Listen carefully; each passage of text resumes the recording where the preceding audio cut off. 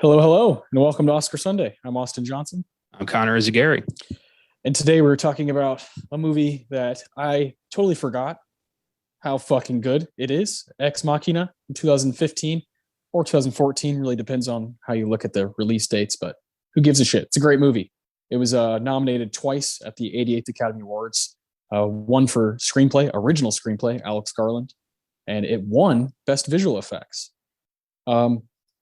Think that's unfair to the film to only have those two nominations. So we'll definitely be talking about towards the end of the show, just kind of going through the 88th Academy Awards. We've never talked about the year 2015 in the film through the eyes of the Oscars. We've never done that. Super excited because I actually think it's a really underrated movie year. And I think the Oscars got some stuff right, which is weird to say out loud sometimes. We're also, we're gonna give out awards to Ex Machina. So many amazing scenes in that movie and so many great bits of dialogue. Alex Garland is a fucking freak of nature. He's, the mind behind, I think you and I would agree that his magnum opus with screenplays is 28 Days Later. Just a fucking exquisite horror film. He's 50 now and he wrote a bunch of movies before he got his directorial debut, which is Ex Machina. And then he did Annihilation in 2018. And finally, this weekend, right now, his new movie, Men, is out, starring Jesse Buckley. We're recording this on a Thursday night, but we are actually going to go see that movie together on Saturday. So by the time this is out, we would have already seen it. We're going to save those thoughts for sneak preview. You and Caleb, I believe, are going to be doing a fun episode on Men.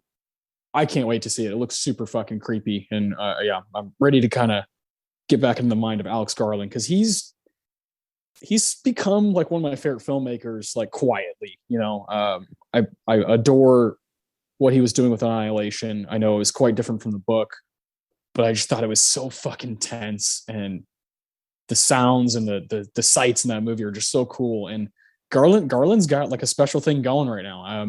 I've always said that I think from a directing standpoint that third movie that you do is a big deal because some of the greats, like mutually one of our favorites is Quentin Tarantino. He starts out with Reservoir Dogs, fuck yeah, and then he does Pulp Fiction, fuck yeah, but then he does Jackie Brown, and you're like, this guy's a master, like he can do it all. And I think that's really important to kind of find out what is that third movie, what is that third swing at the fences. And I think Alex Garland, we're about to like go through that conversation. We recently went through that conversation with Robert Eggers, Northman. And I think he's 3 for 3. I think they're all amazing movies. So I'm excited to kind of have that conversation with Alex Garland. But where are you with Alex Garland? Where are you with Ex Machina? Was this a rewatch for you? Yeah, this was a second time watch for me. I watched Ex Machina in my undergrad and college for a post-human in film class I took. So cool. It was epic. It was all about like, what is human in sci-fi? And it was about robots and artificial intelligence and mutants. Logan was another film we watched. And like her film selection, Dr. McClancy's film selection was beautiful. Dr. McClancy. Well, yeah, I mean, she sounds great. One of my all-time favorite teachers I've ever had. She's on my thesis committee because I was like, I hunted her down like, will you help me make a movie thesis? And she's like, yes, I will. So hell yeah. But yeah, Ex Machina, I watched that then and I was like, this is crazy. It was so inhuman. And I thought that was really cool. It's like no one in this movie is the best of humanity. Everyone in this is like dealing with their own weird issues and their own projected insecurities onto the even Ava. And I thought that was really cool for Garland to kind of flip it. Like, who is human in this movie? Maybe nobody. Yeah. It's a brilliant movie. And just this second watch, I was way more into it because like I knew what to expect, but I also kind of didn't because it had been a long time. Yeah. But goddamn, is this a work of art? Yeah, fucking A, man. Yeah, I saw this movie in theaters with my oldest brother and some of his friends, and I remember really like responding to it and liking it a lot. And this is 2014, 2015. This is when A24 is like, hey, we're fucking here. These movies that we're distributing, we're working with these, auteurs from all different kinds of walks of life, and we're putting out amazing work. And then now they're this like incredible studio that just churns shit out every year. And then I watched it again shortly after theaters. Just kind of, I always think like a theater watch is like, of course it's great and it's the best possible scenario. But if a movie doesn't hold up at home, like on your couch, that's like not good in my book. That's not good, because then what's its life? What's its lifespan after that? This third time, I'm with you. It was a few years in between my second watch, my third watch. I'll tell you, the first watch I was watching it through the eyes of Domhnall Gleeson. The second time I was watching it through the eyes of Oscar Isaac, and then the third time it was through Alicia as Ava. So it was like, this is Ava's fucking movie. she ends up playing everybody like a goddamn flute, and it's so cool to kind of have these different perspectives. It's only three, but goddamn, are they all have this depth to them, and this, like you said, this inhuman kind of nastiness, and it just works all around. The score is amazing. Of course, the visual effects. But it's not one of those AI movies that's like, look at me, look what I can do. It's very grounded, and it has a lot of dialogue that I don't want to say it's easy to follow, but it doesn't necessarily spell it out for you, but it all makes sense. It all adds up. A lot of sci-fi movies, AI movies are like, really? What? Come on. There's like all these loopholes and these different things through the plot that don't make sense. This movie adds up, and I think that's a credit to Alex Garland's writing. Oh, he's a brilliant screenwriter. He's always been a brilliant screenwriter, and I think it's so cool that he's taking the reins of his own films now and showing us his talents as a director. Ex Machina I loved. Annihilation I wasn't too hot on, but it's been 2018, 4 years. 4 years. I don't math. It's been 4 years since I saw that. So I'm like, should I go back? I should go back. Give it another shot, especially now that I know what to expect. Because I went into that thing with no expectations, or I didn't know what the hell it was. And I was like, just kind of weirded out by it. Yeah, that's fair. But I'm looking forward to Men. I think this is going to be interesting. I love Rory Kinnear, and I'm excited to see him get to take on a meaty fucking performance. So yeah, I'm a fan of Garland. I'm looking forward to whatever he's got in the pocket next. Yeah, me too. And it's cool that he's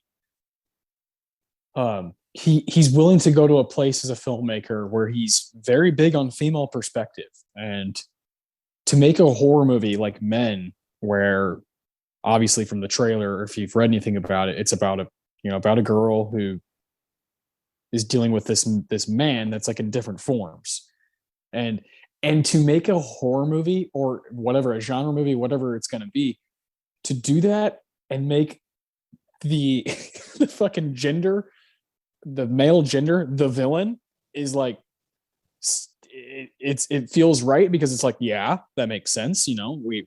Males are quite disgusting, and it's also like cool that Alex Garland, a man who's 50, is like, I'll go there. I'll fucking go there, and I'll do the same thing. In Annihilation, he to me, he utilized Natalie Portman better than like anybody has. And then with Ava, the character in Ex Machina, is such a brilliant depiction of this person, or this robot slowly becoming a person. It's really cool what he's done with female characters.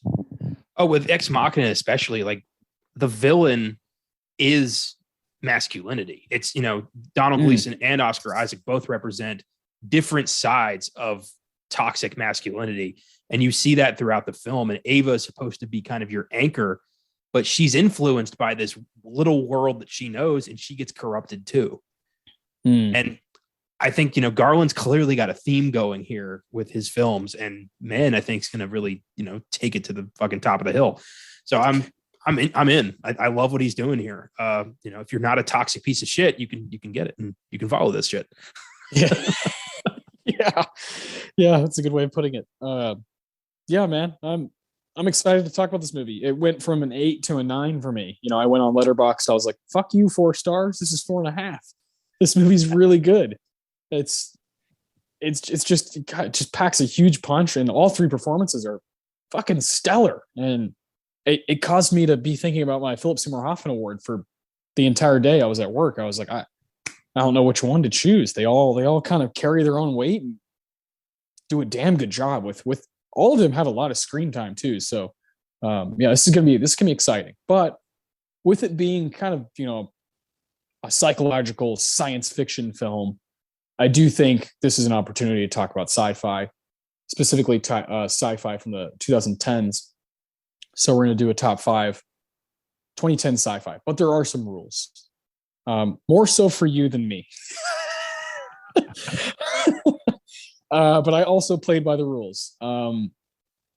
If you go on, you know, and Letterboxd has made it so goddamn easy to just kind of navigate movies and what you've seen, and just kind of like, it's like your own little shelf on your phone.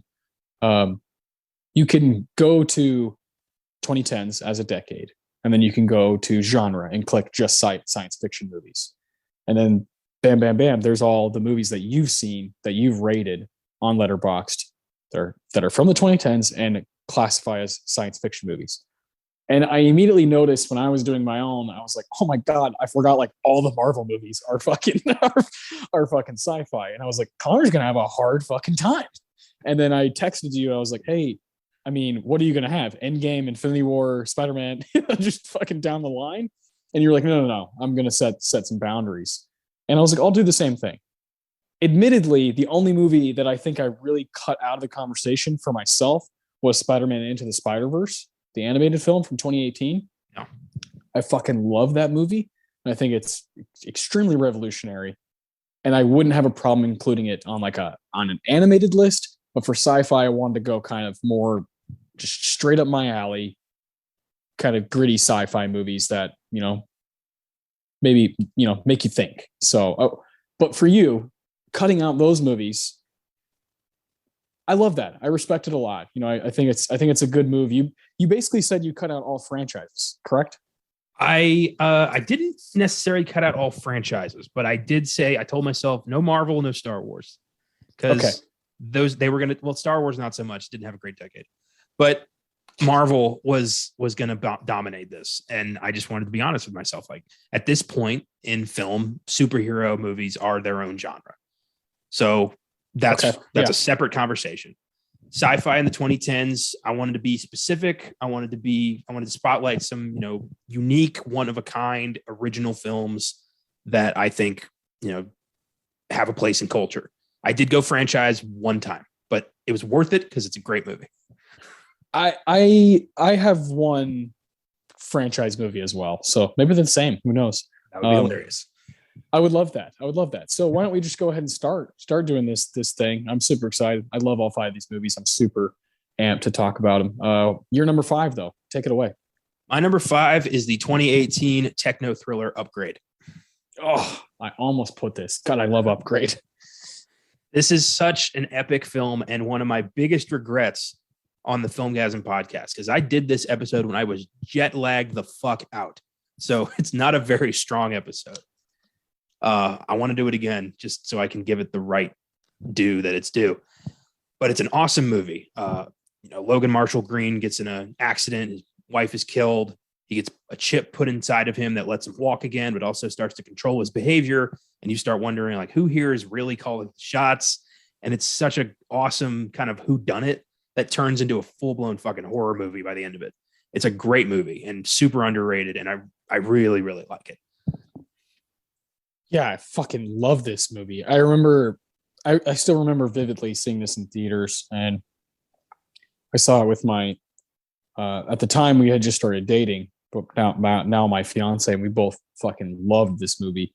It's like exactly what I want from sci-fi. It's not like over the top, but it's got some commitment to it. You know, it's got some commitment to what it's trying to say, its story, and the action is so good, you know, and it's got that comedic tone to it, like that we see in like Deadpool or Venom, where it's like this guy's like, I don't know, I don't really want to hurt you like that, but then he just fucking kills somebody, with like a hammer, and it's just great. That's just fun, dark, nasty humor, and it's a great movie. It's certainly my top 10. I had a hard time with this list, and Upgrade was one of the ones I had to cut. But God, I love that movie. Good shit. And we could redo Upgrade 1,000 times on Filmgazm. I wouldn't complain. I think it's worth the conversation over and over. Yeah. I wish that I didn't have enough time left. I was like, we got to do an episode, and I had just gotten off a plane, and I was like tired as shit. I'm like, well, plug it in. Let's do this. And Caleb was carrying that one, and I'm just kind of like, yep, cool. Yep, good idea. Yep, great scene. Sick. But by the end of it, I was like barely keeping my eyes open. That's hilarious. I love it, man. Well, my number 5 is a movie I recently was texting you about. I rewatched it about a week ago. First time I saw it, I was like, the fuck was that? I mean, I liked it, but I was like, what? And then this time around, I started to kind of understand what it was going for, and the plot just made a lot more sense to me. And it's another A24 movie called Under the Skin from 2013. Jonathan Glazer directed movie starring Scarlett Johansson, and easily my favorite performance from her career. I love Scarlett Johansson, but she has moments of where she's simply using her face to explain what's going on. Hard sci-fi. It's like it's a very bleak movie. It just doesn't have a lot of redemption to it throughout. It's also kind of a mystery movie. I think some people would call it horror. I think it's one of those genre benders that I just kind of fall in love with, and I don't really care what it's going for as far as a genre. I'm just having fun and along for the ride. Without giving too much away, right now it's on Showtime, so I really don't want to give too much away, because I think Under the Skin is an underseen movie. But amongst, I didn't really know this until I was reading about the film. I didn't realize how many people, like critics, fucking loved this movie. And I was like, okay, I see why a rewatch was really essential for this one specifically, just because it's got some slow moments where you can, if your attention span's not ready for it, it can probably turn you off as a viewer. But if you're up for it, if you're up for this kind of like alien taking over a body and then fucking, luring men into like an abyss, then, then it's for you. It looks amazing, sounds amazing. The score is so good. And again, ScarJo, it's like if anything, it's a showcase of her talent. I think someone that is not properly respected as an actor, as a performer. I think some people just kind of they just see her as a good looking lady who happens to be in movies. I think the complete opposite. I think she's an incredible performer, and always down to watch her work. She did this movie and Don John in the same year. And if that's not fucking range, then I don't know what is, because Don John is completely ridiculous. She totally understands what that movie's trying to do, and she's like playing a parody of some character that she does in Saturday Night Live. So I love what she's doing in almost every movie I've seen her in. So and she's Black Widow is one of my favorite Marvel characters. So yeah, she's the bomb, and Under the Skin is worth your time, if only for her. I haven't seen this film. It's been on my radar for quite some time. I do have it in my Voodoo collection, so I'll try to make some time. I'd like to see this. It's weird. Yeah, it's weird, man. I was kind of not on the ScarJo bandwagon until Jojo Rabbit, really. Oh, she's Jojo Rabbit Marriage Story in the same year. Yeah. Sublime. That double hit Oscar nomination, I think, changed some people's minds, myself included. So yeah, she's definitely got it in her to, be a fantastic actress. I'm sure her performance in this film is great. Yeah, it's crazy. It's a weird one, but definitely encourage people to try to give it a go. It's also one of those early A24 movies where I think it's critical in that movie people, cinephiles, critics, whatever, all those kinds of people, it proved that we have an eye, that as a company, as a studio, as a distributing company, we have an eye. And I think Under the Skin's one of their first ones. I was like, wow, okay, they're going for stuff here. They're not just churning out movies. They're trying to find films. They're trying to find unique things to show people, and that's exciting. So yeah, that's my number 5. And from here on out, I just really, really love these movies. So what's your number 4? Well, first off, it is odd that throughout genre, A24, all of their films have a vibe. Like, they're the only studio I've ever seen where all of their films feel like they're all part of the same collection. It's so weird. Isn't Not that even interesting? Disney doesn't even have that. No. Yeah, like you could talk about Waves and The Lighthouse, and I'm like, yeah. I don't know why, but yeah. Well, my number 4 is an A24 film. It's the one we're talking about tonight, Ex Machina. Beautiful. This is my number 3. Beautiful. It's a great movie, and I will have more to say later.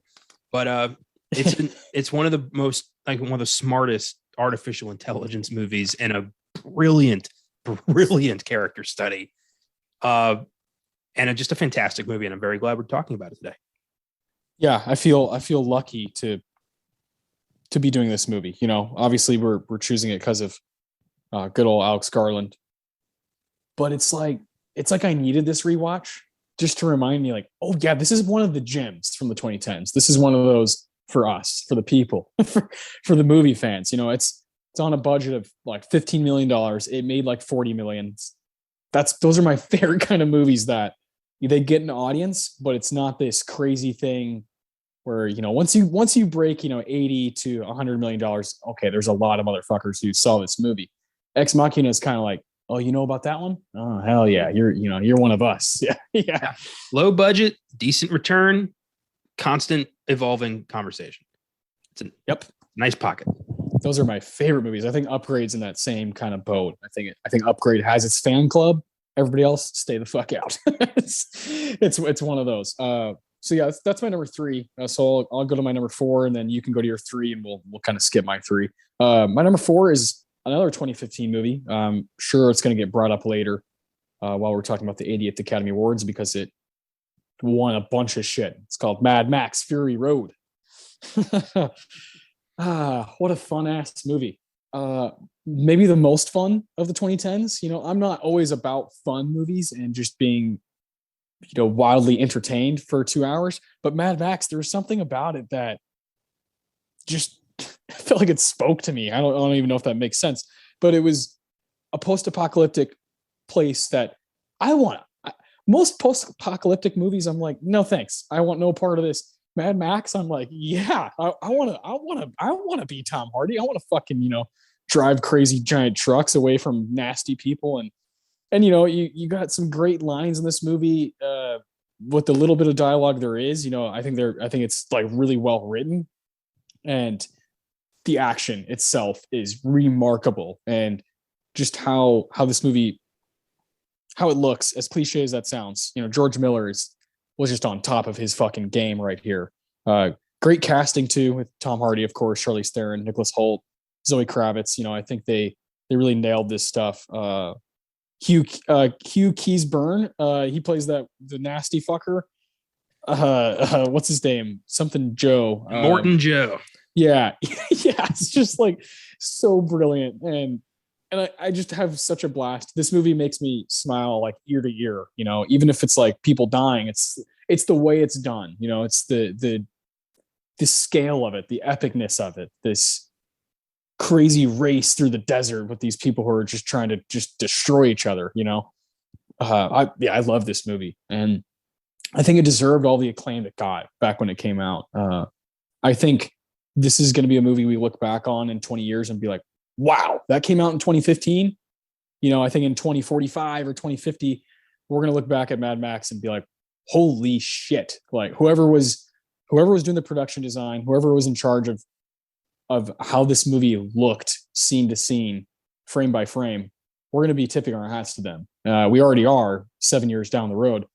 Think about how this movie ages. I think it's going to age like fine wine. I think it's going to be one of those situations like Alien, where it's like, wow, they just were ahead of the fucking game. and nobody else could really touch it at the time. So yeah, I love Mad Max. It's so fucking good. It was one of the first movies I thought about for when I think sci-fi 2010s. It's probably the first one just because it's so huge and so epic and made a bunch of money, and people loved it. People responded to this very quickly, and I was one of those. I'll never forget seeing this in theaters. Yeah, this was an event. It had been, I think 30 years since Beyond Thunderdome. And Miller had been trying to get this thing off the ground for so long. I feel like we're gonna have to wait another 30 years for The Wasteland. But Fury Road, like you could see, the practicality of the effects, like you could see the work and the love he put into this movie. And it is a fucking ride. Literally. Yeah, literally. Just from the guy playing guitar, just it's like fucking so like, what is this? But I'm in, but I'm fucking in. Well, the commitment, like that was an actual working guitar that shot fucking fire. Like that was not a CGI thing. Like that was a thing they built. Cool. It's fucking crazy. Yeah. The passion in this movie is wild. Who's the fucking cinematographer in this movie? I'm looking at it now. John Seal. Hats off to that guy. This movie looks fucking amazing. Oh, look at this. The English Patient, Witness, Talented Mr. Ripley. Mad Max is completely out of left field for him. It's just fucking way different than those movies. I feel like George Miller is one of those directors who doesn't do a lot, but when he decides like, all right, it's time, he assembles an A team and is like, we're doing this now. Like it's time. And lo and behold, like the legacy of this, I think it's won like 8 Oscars. Like this thing destroyed all the visual, all the technical stuff. It won 6. 6 Oscars. That's like what Dune did. Basically did what Dune did. Yeah, that's amazing. I'm gonna confess, I have not seen this since I saw it at the movies. I check it out. Give it a whirl, because of course in theaters this is like this is great, but it really does. I watched it at home one time. I was just blown away. I was enthralled by it, sitting on my couch. It was one of those I need a pick me up, but not a pick me up like Happy Gilmore. I need something to like just fucking punch me in the face, and Mad Max did that, and I was like, it feels so good to be hit. Yeah, you don't need a Coke, you need a fucking Red Bull. Yeah, exactly. Yeah. I don't need a movie I've seen 1,000 times. I need a movie that I know is going to rock my fucking world for a minute. And Mad Max will do that to you. It's on streaming right now somewhere. I saw maybe HBO. I can't remember. But yeah. If you haven't seen this in a while, fucking go for it. You probably own it, right? I don't. I don't. You should, man. You should. My family has all the Mad Max movies. I personally do not. Okay. Well, there you go. Your family knows what's up. I thought, this is technically a franchise movie. So this is my franchise movie. I thought you'd have this in your list. I don't. I liked it, but it didn't really, it didn't. I don't know. I got nothing. I've got nothing. That's great. All right. So now I'm really curious. So your number 4 is Ex Machina. Mine 3 is Ex Machina. So your number 3 is what we're on now. Okay. My number 3 is one of the most visually stunning sci-fi movies of the 2010s and a brilliant vehicle. To date, probably my favorite Matthew McConaughey performance, 2014's Interstellar. Knew this was coming. It was where was it going to be? I love this movie. I think this is one of Christopher Nolan's best movies. It is so bleak and yet kind of optimistic at the same time. Like, as everything's falling apart, you have this like little spark of like, maybe this will work out. I love Hans Zimmer's score. It's so isolated. Like it feels like you're floating through space without a hope in the world. It's a great movie. And, back when Nolan didn't quite have his head as firmly up his ass as he does now, but it was getting there. But no, with an epic supporting cast and a beautiful score and a great story and just some incredible acting from McConaughey, I challenge people to not like this film. How do you not get drawn into this story? It's such a awesome, astronaut who wants to save his daughter goes into space to find a suitable replacement for Earth, knowing he may never see her again. It's great. It's beautiful. It's endearing. And the end gets a little sappy. It gets a little confusing with the whole black hole and possible time travel thing. But you know what? At that point, I'm already into this. I got sucked into the black hole like an hour and a half ago. So I'm in. Yeah. No, I love this movie. I was really hard on it when I saw it in theaters. I was kind of like, that didn't make much sense. But I do think when you're watching a Nolan movie, you've got to like let go of those things. You got to let go of that. Not everything's going to add up exactly how you want it to. That's Nolan's thing. Nolan wants you to kind of suspend stuff and just kind of fucking go see a movie and just be blown away. And Interstellar is a mind-blowing film. I also, as I've rewatched, I've seen it plenty of times now. I'm okay with the whole black hole thing because then we get Jessica Chastain, and then we get Casey Affleck, then we get these older versions of these people, and like I'm cool with it, you know what I mean? And every performance is pretty much a knockout in this movie.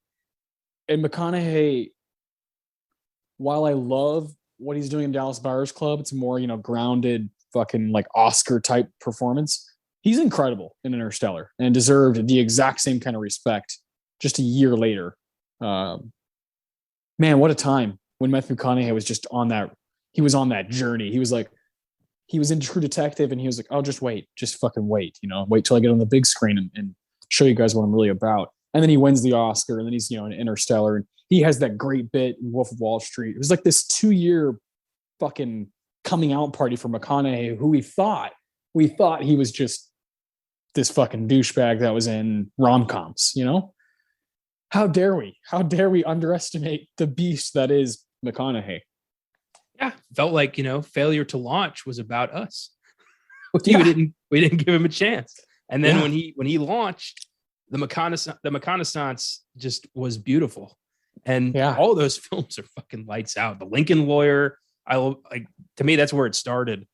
Yeah, the Lincoln Lawyer, Mud, and True Detective is like, okay.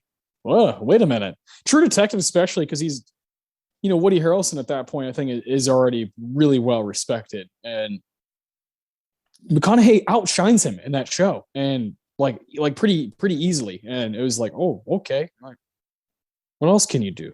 And here we are. Still, I fucking love the guy. Like he's like teaching classes at University of Texas now. Like, what the fuck? I know. It's crazy. Although at the same time, I'm like, how do you teach that? I feel like you can't. It's you either have it or you don't. Well, and let's be honest. Part of the reason he is who he is because the way he looks. He's a like gorgeous human being. Yeah. He's got the curly hair. He's got the Texas accent. He's just got things going for him. And then he has worked to get where he is. And so you cannot teach the all right. You cannot teach it. Only he can do it. I love that man. Yeah, for sure. This was one of the first ones I wrote down. I saw this with, I think it was a 35 millimeter print with Caleb at Draft House. They were doing a special screening. So I got to see this on a like projected with a print with the actual film. And it looked beautiful. I'm sure it did. God. And that was, Interstellar is the movie that you guys took Filmgazm to the next level. Yeah, it was so amazing and inspired us to try harder on filmgazm.com. And if we hadn't done that, I doubt we ever would have gotten to a podcast. So I owe Interstellar a lot. Yeah, I'd say it's a, I think there's tentpole movies for anybody's movie experience, anybody's, movie journey, whether it be like what we're doing with, you and Caleb starting it around that time to seeing a movie like Interstellar that just wowed both of you. That's also just an amazing year for movies. So it's like you're just kind of seeing them back to back to back to back, and you get inspired. And while y'all were doing that, I was in my own world going to the Bijou every weekend, seeing Whiplash and Birdman, and Grand Budapest Hotel, and I was like, this is I want to watch movies for the rest of my life. I want to watch as many of them as I can. That was the year that I decided that like my favorite hobby, my favorite passion that I have is watching movies and talking about them. And here we are now, it's 8 years later. It's fucking bonkers that we had no knowledge of each other's existence. And yet we both reached the same conclusion the same year about the same stuff. And then just the stars aligned and we found each other. So cool. So yeah, I guess 3 years after that, because we met probably in like late 2017 or early 2018, something like that. Yeah. Because the first big movie I worked was Thor Ragnarok in like the fall of 2017. And then, I remember meeting you and talking about the Coens, and the rest was history. It's beautiful. So that's your number 3, Interstellar. Damn, I thought that was gonna be number 1.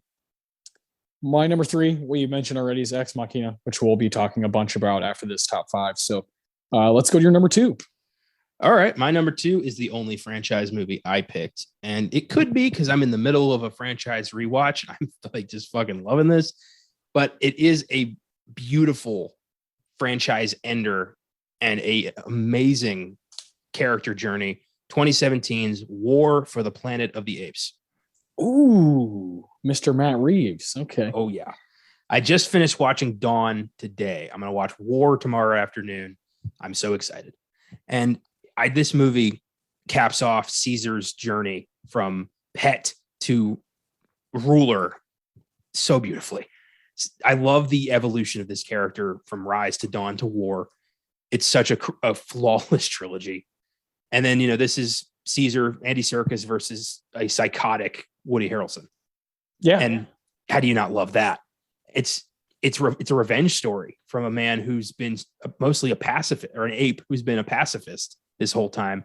And then he's driven to the brink and, nearly loses himself. It's a great movie and a really sad ending, but also, hopeful. And, it ends with a sunrise, if that makes sense.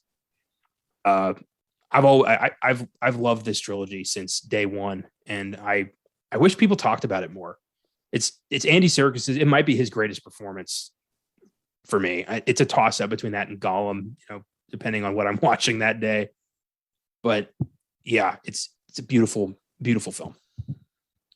Fuck, good pick. I didn't expect this to be on here, but shame on me, because I agree with you. I don't think it's talked about near enough, and should have been evidence that Matt Reeves can do anything when it comes to franchise movies, and should not have been surprised that the Batman was as awesome and as dark and as bleak as it was.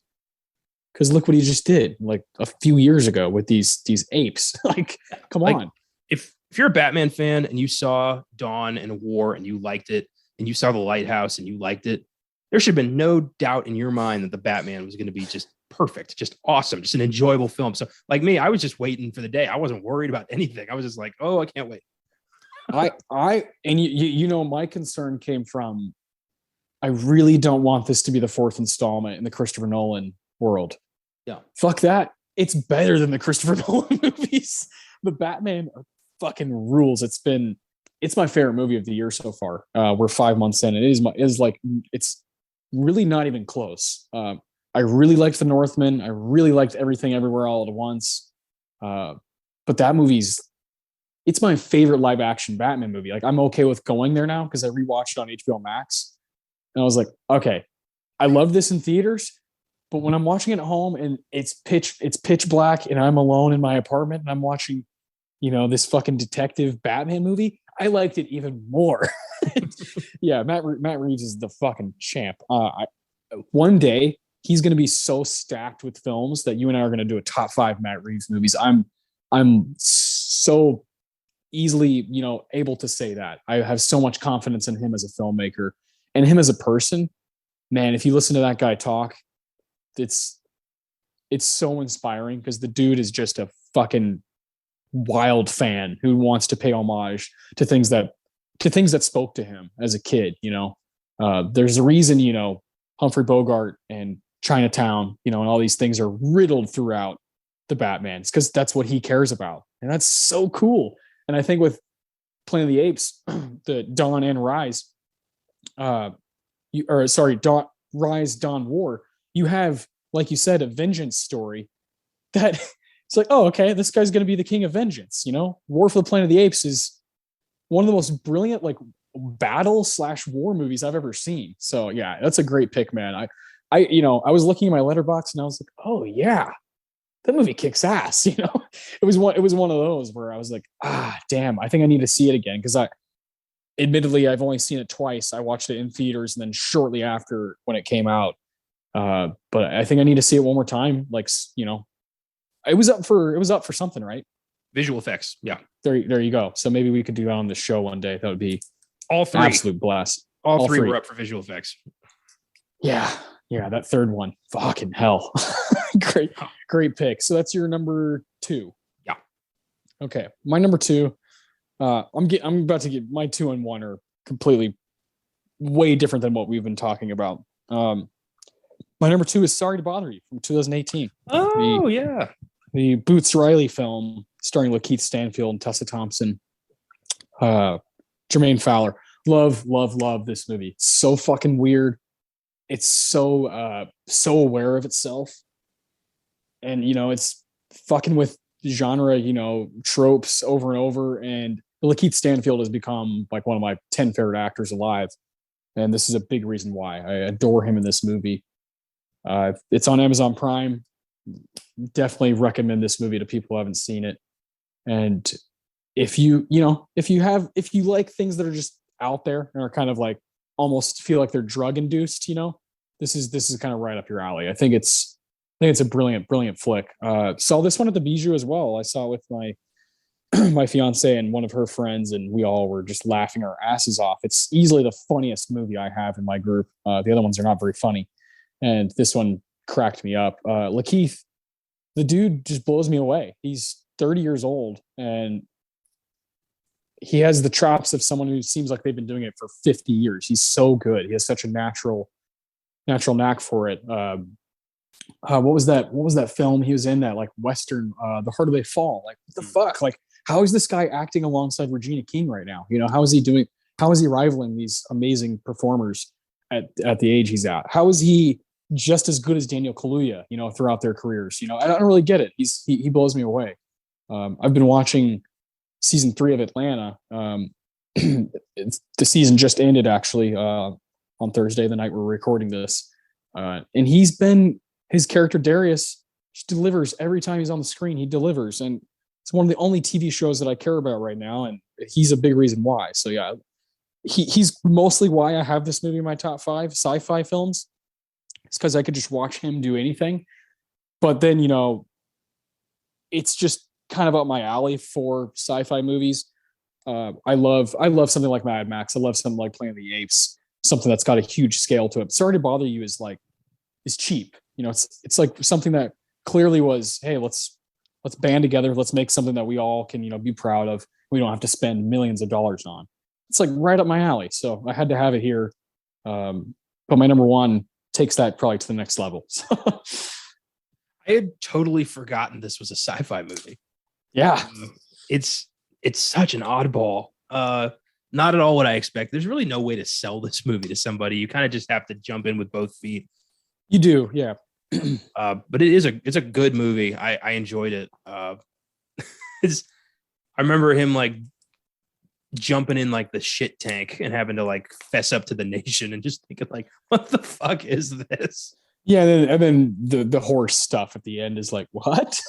what are we doing? What's happening? It's fucking great. I love how Danny Glover does the white voice. He's like, check this out, young blood, and then he goes immediately to his white voice. He's like, hey, how are you?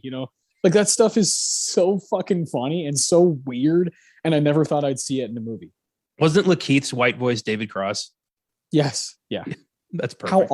How awesome is that? Yeah. The whole concept of the white voice just had me rolling because I'm sure that's a real thing, and that's just unfortunate. But you get David Cross, like maybe the whitest voice on the planet, and you got the perfect white voice. It's a good movie. Yeah, and you have Amoria Hardwick, who is this like daunting figure who who like specifically plays like drug dealers and like, you know, guys who just fucking know everything that's going on. His white voice is Patton Oswalt. Like, fuck yeah, you know. Sign me up. It's Stephen Yeun always blows me away. So yeah, this cast is just fucking lights out. Terry Crews is hilarious in it. I love everything about this movie. Right on. Yeah, it's been a minute since I watched that one too. I watched that just on a whim. And I remember thinking, like, this is the weirdest film I've seen to date. I mean, it's been a few years, so that has been changed. Of course. Yeah, of course. After I watched all of David Lynch's movies, I'm like, oh, sorry to bother you. Nowhere near the top 10 now. No, it's nothing compared to that shit. Yeah. But good movie. Good pick. Yeah. Awesome. So you're number one. Yeah. My number one should come as no surprise. I've been enamored with this movie since day one.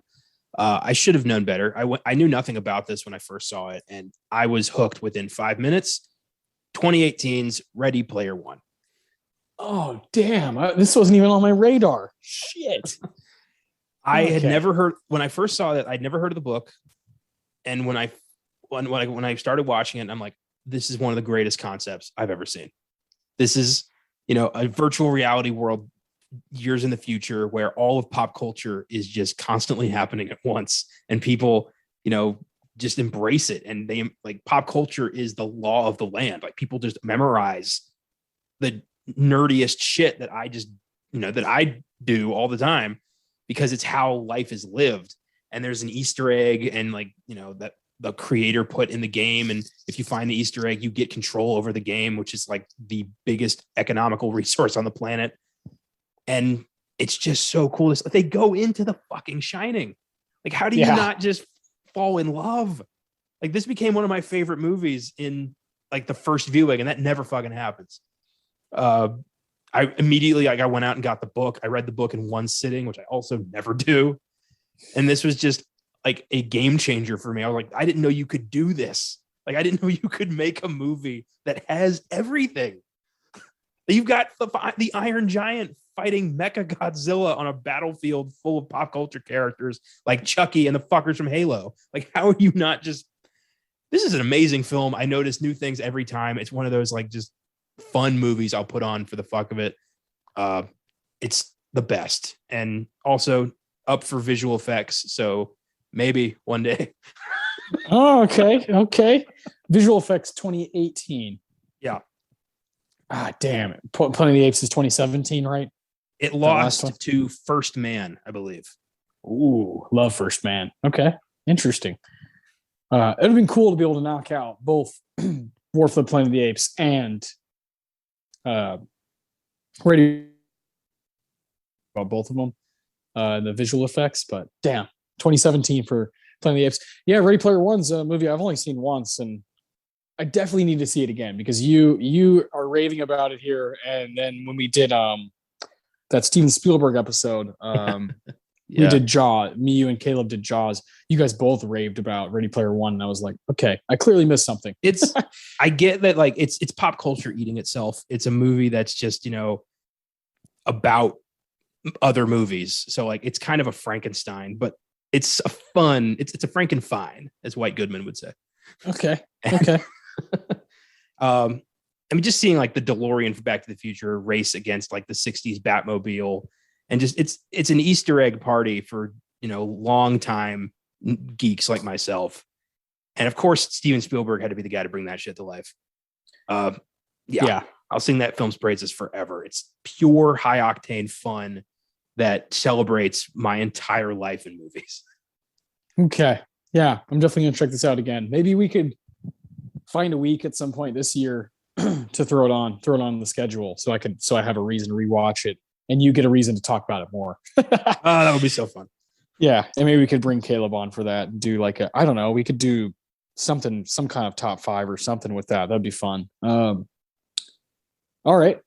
That was okay. I was convinced Interstellar was going to take that number 1 spot, but in fact it was number 3.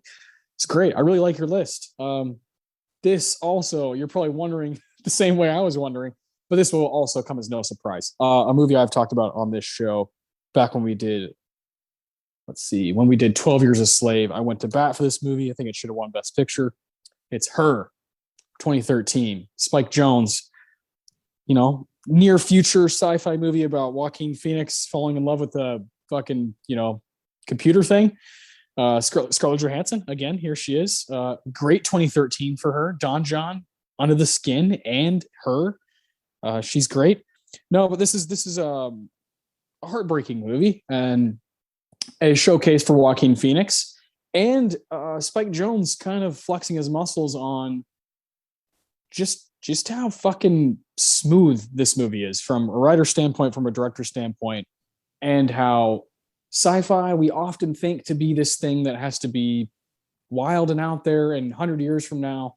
Her is like, no, let's go like 10 years from now, and let's do Los Angeles that way, and kind of just envision what it's going to be like in 10 or 15 years. And I've always been obsessed with that near future type attitude to movies. And then, you have a guy falling in love. He forms a relationship with an OS, with an operating system. And then you find out this crazy kind of, turn, a little plot twist later on in the movie that just breaks your heart. I remember when this movie came out, there were the people who were like all in on her and were all about it and thought it was amazing. And then there were people who were like, it's a movie about a guy who falls in love with a computer, like fucking lame. It's like, okay, you're missing the point here. You're missing the point. Because really, if you wanted to play that game, then Ex Machina is basically doing the same thing. So, fuck that. I think it's cool when AI and a person start leaning on each other in scary ways. And her, while Ex Machina does a great job of it and is ultimately going for something completely different, her is just as daunting and just as frightening when he finds out that she's not just talking to him, that she's this operating system that exists in many people's lives. I mean, fuck me, and Joaquin, the guy's just at this point put together such an incredible resume. And I think this could be at the top of the list. I think this and The Master are his two greatest performances. So I went, my sci-fi list is not just movies that I love the idea. It's about like who's in it, why did I fall in love with it, and usually that's directors and actors. It's the people that are in it, and I can't look away from Joaquin in this movie. Even something as simple as one of his lines in the movie is because he writes like letters for a living in the movie, and one of my favorite lines of his in the movie is that has nothing to do with sci-fi, but he talks about how today I was my favorite writer. I just thought that like Spike Jonze, it's just such simple, beautiful writing. That's clearly the guy who, who worked with Charlie Kaufman on, fucking adaptation. Like he can do that. He can do this. And I adore that. I adore that talent, that kind of just incredible cinematic ability to share stories. And hers great. I think it's a through line masterpiece. And I can't wait to do it on the show one day. I'm not in any, huge hurry because I know it's, we just did 2013 not that long ago. Like I said, we did 12 Years a Slave. So but I would, in the future, I really want to do her, and I really want to do God damn it, Philomena, the movie that you kind of went to bat for that day. So that episode was a lot of fun. I wouldn't necessarily call that episode a lot of fun. Towards the end, when we did the ranking of the best picture nominee. Yeah, no, 12 Years a Slave is not a fun movie to talk about, but that ceremony is cool. Nebraska and Wolf of Wall Street. It's just kind of a random bunch. I'm not surprised, but yeah, I didn't even think. I recently found out that Spike Jonze was a pretty crucial longtime member of the Jackass team. Yeah, which I was like, this is an Academy Award winning screenwriter who's also dressing up as like a naked old lady and flashing people with his fake tits. So like he's a people's person, man. Yeah. Yeah. He just does whatever he thinks is going to be entertaining to him. And I respect that so much. Me too. Yeah. I love Spike Jonze. And he's also, he'll pop up in movies sometimes and you're like, there's that fucker. There's Spike Jonze. Like one of my favorite scenes from Wolf of Wall Street is when he's like talking to Leo about the penny stocks when he goes to that small firm. And I think Spike Jonze says, because Leo's like, well, I can sell fucking $5,000 in the next 2 minutes of this shit, like I will blow you guys away. And he's like, if you do that, I will personally suck your cock. So Spike Jonze to Leonardo DiCaprio. Fuck yeah. Who the fuck is Spike Jonze? He's like just a Renaissance man that no one's really paying attention to, and they fucking should, because he is a brilliant storyteller. And Her could have been such a goofy, Ed TV type stupid ass movie, but his dedication and Joaquin's dedication, Scarlett Johansson's dedication to making this something that was going to resonate with people, a really beautiful and tragic love story, it works. And I totally get why it tops your list. It's sci-fi. It's exactly what sci-fi can do best, is tell future stories that matter today. That's a great way of putting it. And that's how I feel about Ex Machina, for that matter. I feel like it's timeless. I feel like no matter where we go in humanity, it's like that movie's going to make sense to people, to humans. And I think Her is the same way. Those two are kind of, I feel like, in a different class than most just, quote unquote sci-fi movies. But I love both kinds. I love Mad Max, I love Planet of the Apes, and I love Her and Ex Machina, and Sorry to Bother You. So I love that sci-fi can do that, is capable of that. So let's recap our fives, and then let's talk more about Alex Garland and his borderline masterpiece. You're number 5. Number 5 was Upgrade. Number 4 was Ex Machina. Number 3 was Interstellar. Number 2 is War for the Planet of the Apes. Number 1 was Ready Player One. Beautiful. So we had one overlap. Yeah. Okay. My number 5 is Under the Skin. Number 4, Mad Max Fury Road. Number 3, Ex Machina. Number 2, Sorry to Bother You. And number 1, Her. So hell yeah. Yeah, that's a great spotlight of 9 awesome films. Yeah, that's a good way of putting it. Yeah, nine movies that, if you haven't seen any of those 9, definitely check them out. I think they're all worthwhile. And Ex Machina.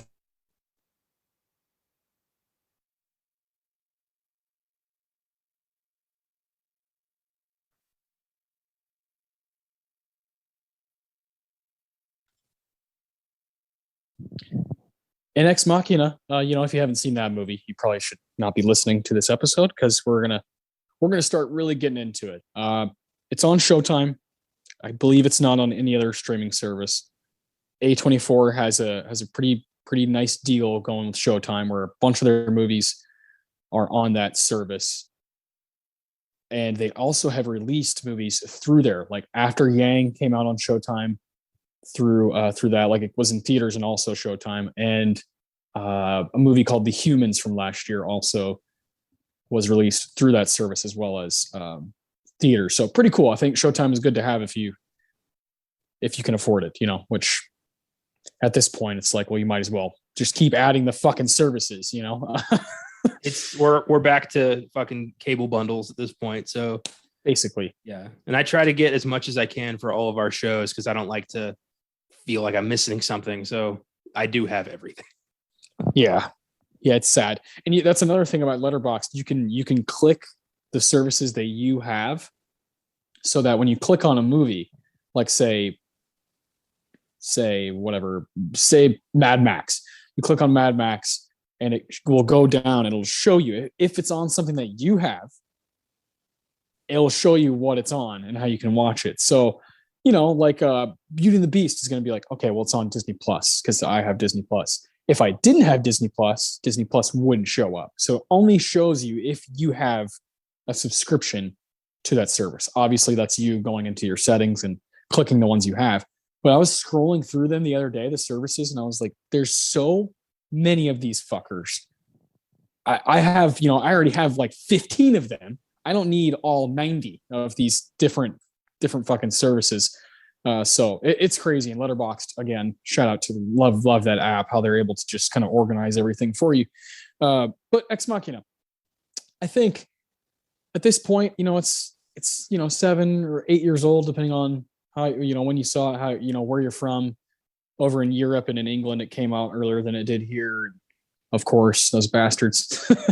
But yeah, I still remember seeing it vividly in theaters and just having a blast. And being one of those movies that, you know, everybody had to kind of give their 2 cents on what happened, and, you know, no, this is who was, you know, this is who was manipulating the situation. And that's great. You know, I love those conversations after movies. And this is one that I think we both, you know, stated during our top fives that it's timeless. It'll live forever because of what it's doing from the human side. So I'm excited to see where you went with your awards for this movie. You know, of course, we have the Tarantino Award for best quote. I chose a pretty chunky piece of dialogue because I couldn't help myself. The Ennio Morricone Award for best music moment. Great score. And this one, it's quite eerie. If you watch it with subtitles, it'll say, you know, eerie music, or it'll say ambience. Yeah, You're like, I love that. It's so great. The Philip Seymour Hoffman Award for the best performance. It's obviously up to 3 people. And then the Roger Deakins Award for, unless you really like Kyoko, you know, it's probably up to 3 people. And then the Roger Deakins Award for the best scene of the movie, which there are a few to choose from. So I'll let you take it away with your Quentin Tarantino. Good luck, my friend. I think it's funny that you chose a clunky line of dialogue because I went the exact opposite. Mine is only 4 words. Okay. And it's a line that is really just kind of dismissive, but to me was tremendous insight into Nathan's character. It's when he and Caleb and they're having dinner and Kyoko spills the wine, and and Nathan freaks out, and he just goes, "Hey, Kyoko, go." He's such a piece of shit. But right there, you start thinking like, oh, this fucker's a bully. Like, he built these things for that reason. Like, this is a, you know, he probably, you know, didn't get laid in high school and was like, I'm going to get laid one way or another. I'm going to create my own women. Like, that's what this is all about for me, for him. He's just a misogynistic pig who loves ordering these women around. And I love that, you know, ultimately Kyoko's like, I've had enough of this shit. Man, yeah, that line, it was like, oh, fuck him. So.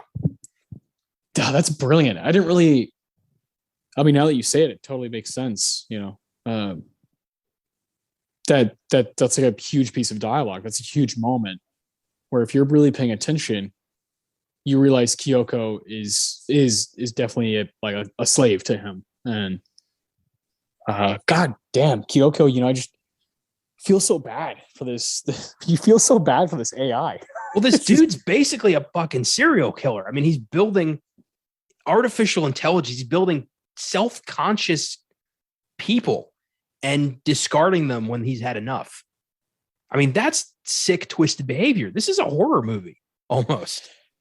I think so. I really do think it teeters on that, especially with, there's moments, God, Oscar Isaac is just like so insane in this movie. And this is a guy who has now put himself in nearly every motherfucking franchise that you can at this point.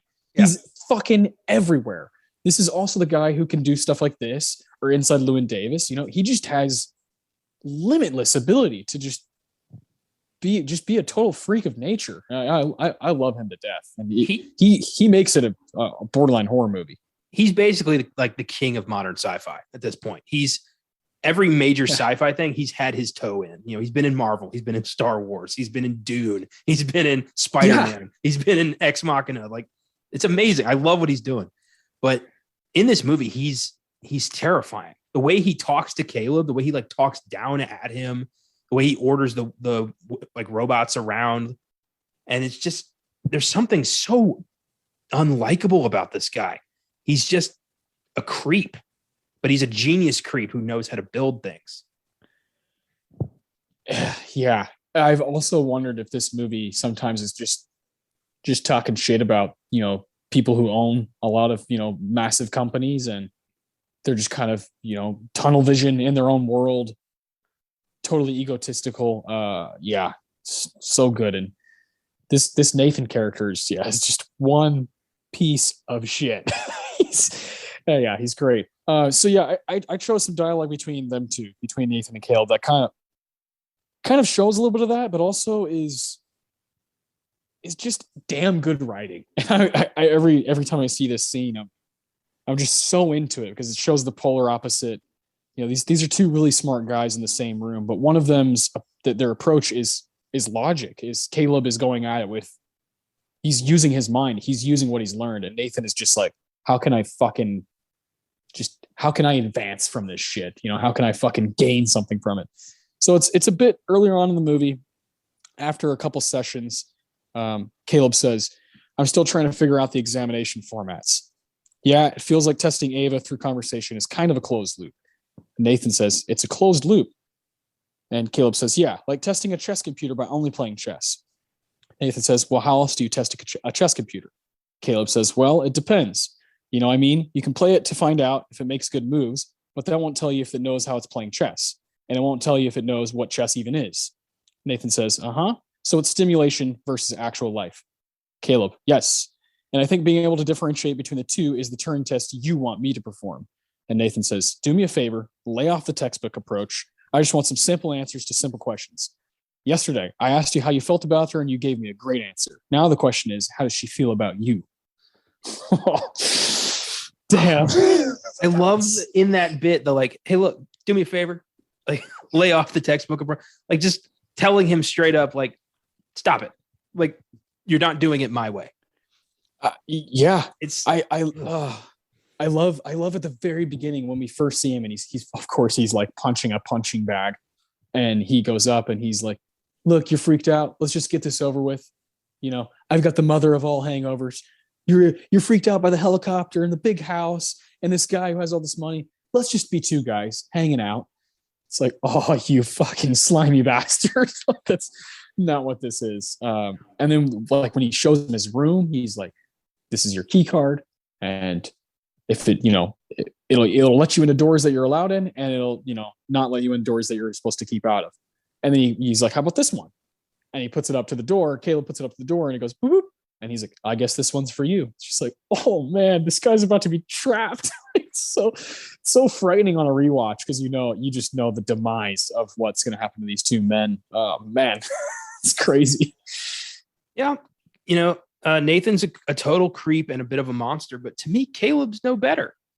Not really. Yeah. They both make fundamental wrong decisions about Ava. Nathan sees her as just a disposable plaything that he created.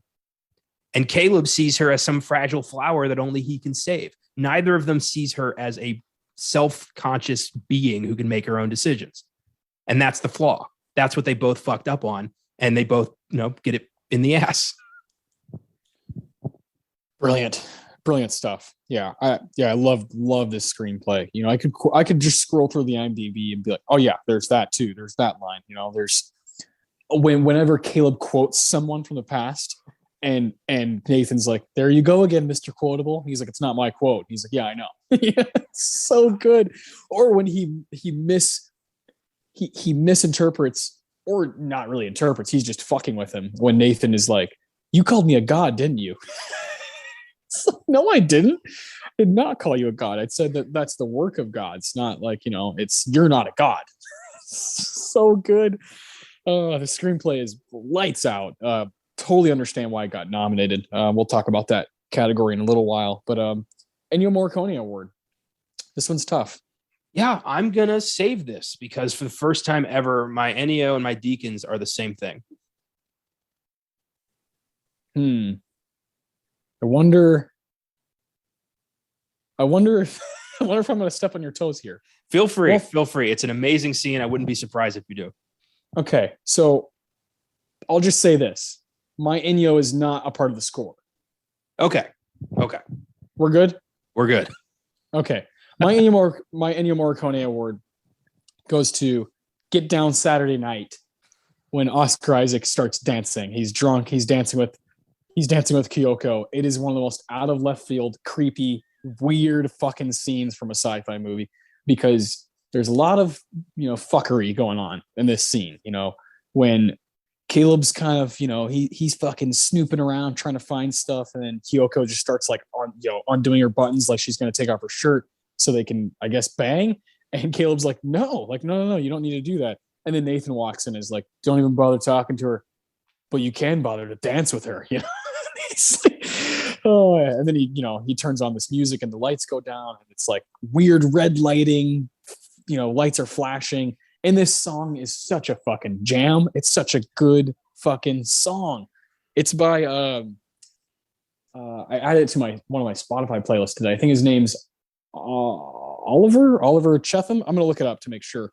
But God, this is a great scene. It is Oscar Isaac just being Oscar Isaac, and his dance moves are pretty good, man. Him and Kyoko are really getting after it. So I've always loved this scene. A lot of people on Letterboxd will just make reviews that just say Oscar Isaac dancing makes me happy. It's like, me too.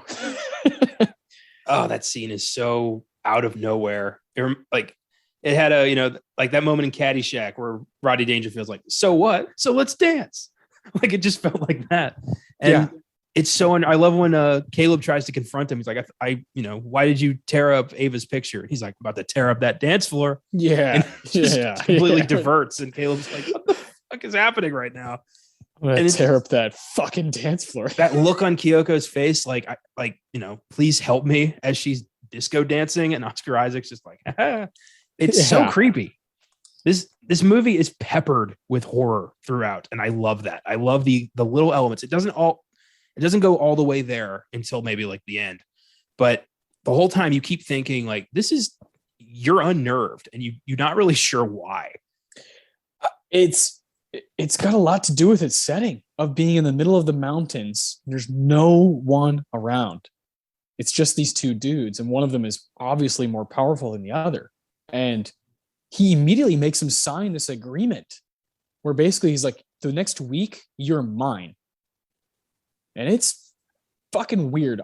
This movie has to be rewatched because when you know what's coming, the first 10, 15 minutes are fucking scary. You're like, dude, Caleb, please wake up. Like, why would you sign those papers and be like, yeah, sure, I'm not going to talk about anything that's happened here. Like, are you crazy? He's going to take away your phone? Are you fucking nuts? Like, I thought that scene was brilliant when he goes to try to find the phone. It's like, he's like, what are you doing up at this hour? Did you come to join the party? He's like, I just, who are you going to call? I don't know. The Ghostbusters? Like, well, you don't get that? It's a movie. You didn't see that movie? That was so great.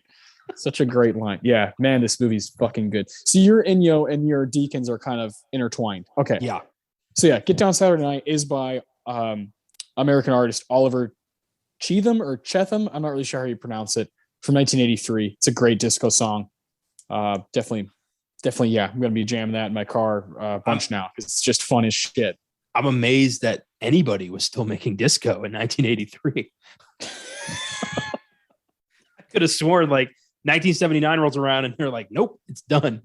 Yeah, we are. Yeah, please get this out of here. Yeah, no, they kept going. The 80s are full of just God knows what. All right. Well, I guess we can go straight to the Philip Seymour Hoffman. Sounds good. Okay. Who do you got? This was the hardest one I think we've done yet. Because this movie's so performance heavy and it's so dependent on these three particular performances being absolutely lights out. And Isaac, Gleeson, and Vikander are all fucking amazing. I had to go with Oscar Isaac. Me too. I can't. I couldn't. By the end of the night, when I was kind of coming home, I was driving and I was listening to the score, and I was just thinking about. I mean, come on, what am I doing? Oscar Isaac is why I remember this movie for what it is, and we've been talking about him nonstop already.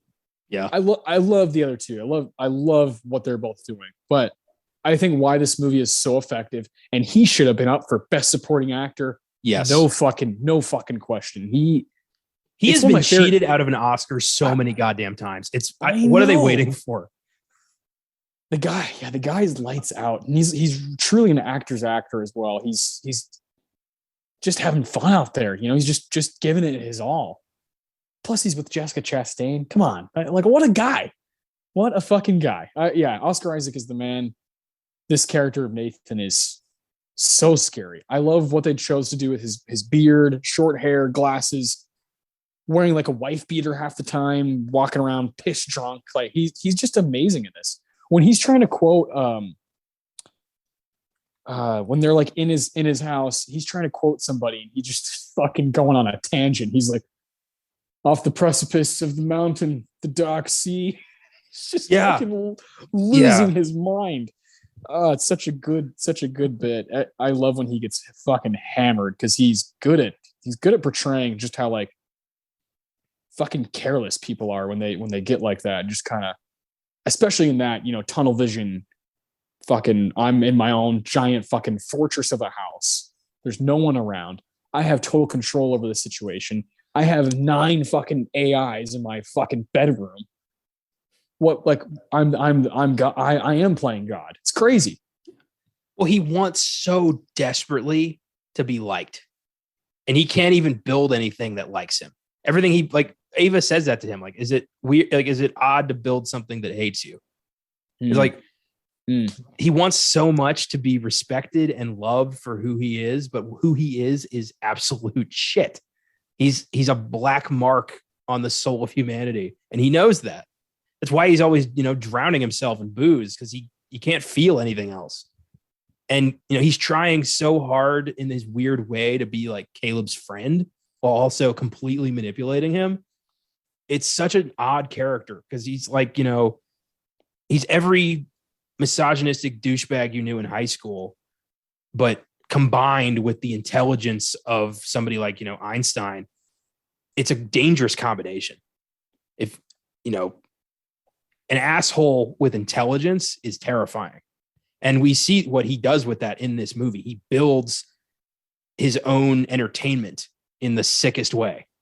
Like when he's talking about like the vagina he gave Ava, he's like, yeah, it works. Like, why would you do that? Yeah. He's like, you bet she can fuck. It's like, what? Yeah. To answer your real question. Yeah. Like, what the fuck, man?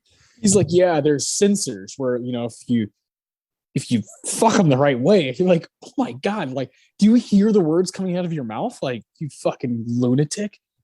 And yeah, some of his delivery as the movie starts to come to a close, some of his delivery when he's like, oh, I'm going to be on a detox now. That scene is so tense. Dude, how's that vodka tasting? Yeah. Like, Jesus, man. You just start thinking like, did he poison him? Like, what's going on here? Jeez, man. Brilliant stuff from Oscar Isaac. So yeah, he's definitely the PSH. No, there's no degrading the other two here at all. Not whatsoever. Oscar Isaac's just on a fucking different level in this movie.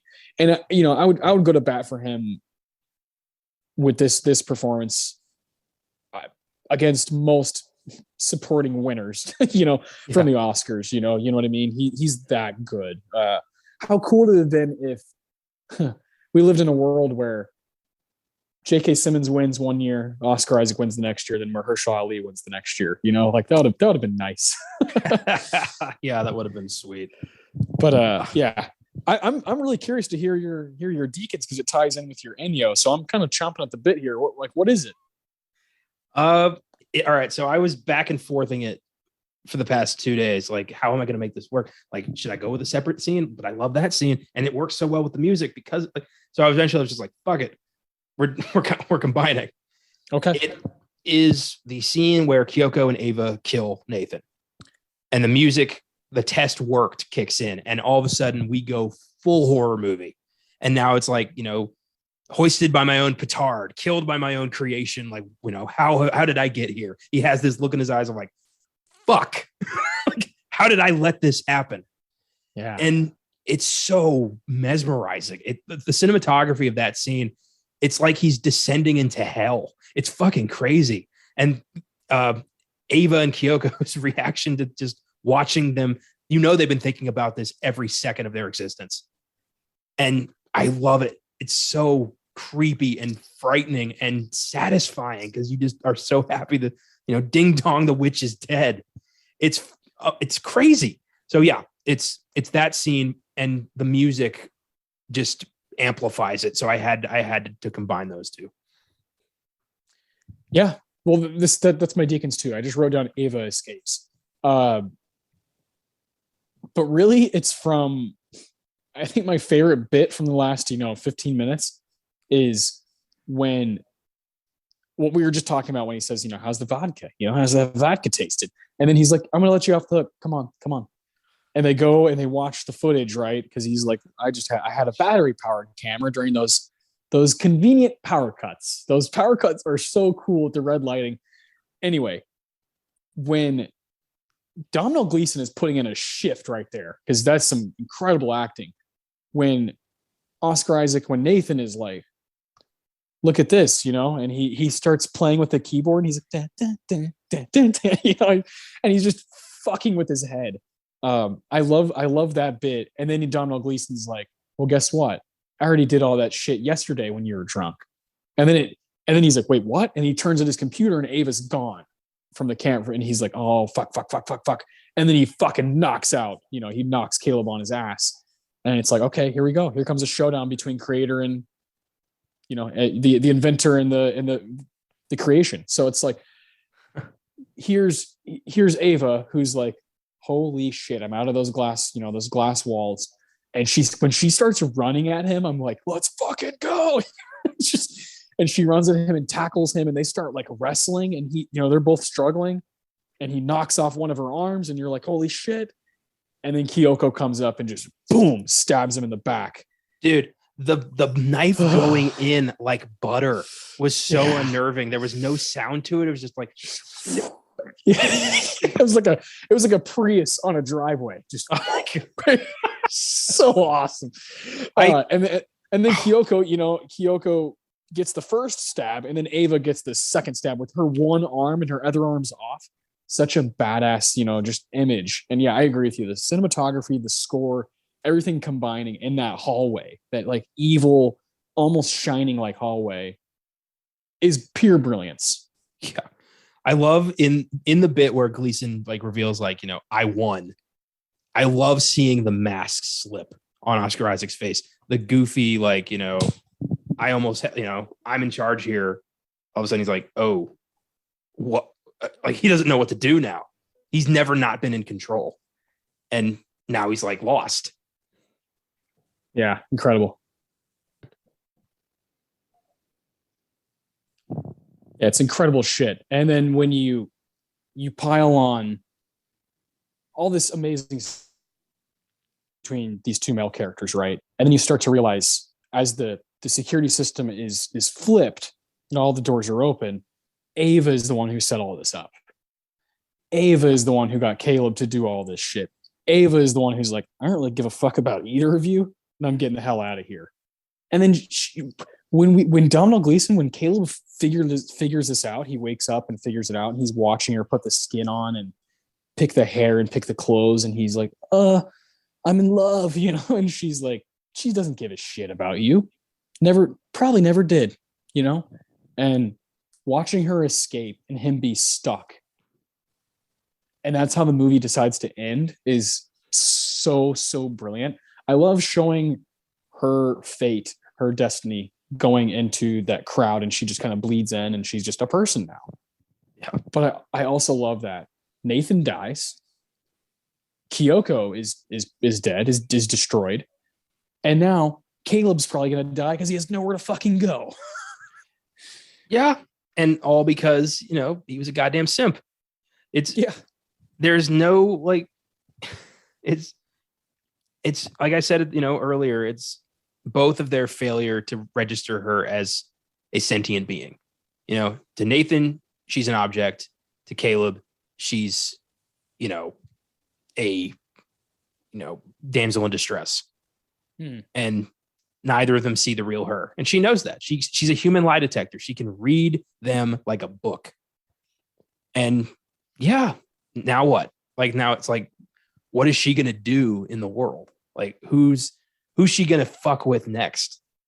It's like, I know that, like, not to be too, I don't mean this in a misogynistic way, but like, she's a beautiful woman. She's going to have access to things. Like, she's going to be able to use that to her advantage to probably change the world in her own way. Like, I'm wondering, like, is she going to build others like her? Like, did we just witness, like, is this a fucking prequel to the Terminator? Like, is that the next step here? So brilliant. Yeah, God, my mind wanders, but I love that it ends this way. I love that we don't get all of the answers. We just get this bleak fucking ending of these two guys who are gonna die, and fuck yeah, the AI wins. But it makes sense because we never got any of the answers to begin with. Like, we're part of this test. We don't know how he built Ava. We never find out. We're just given some jargon that we're meant to like not even understand. He didn't tell Caleb anything. He made it seem like he was telling him something, but he didn't tell him fucking anything.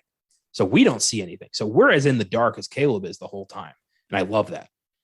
Yeah, and you're losing your mind just as much as he is when he cuts his arm and punches the mirror, and you're like, holy shit, it's fucking those scenes are so good. I fucking love this movie. I think it's really, really effective and is gonna last forever. I think this movie's gonna age so well, and people will just keep kind of piling on and latching onto it.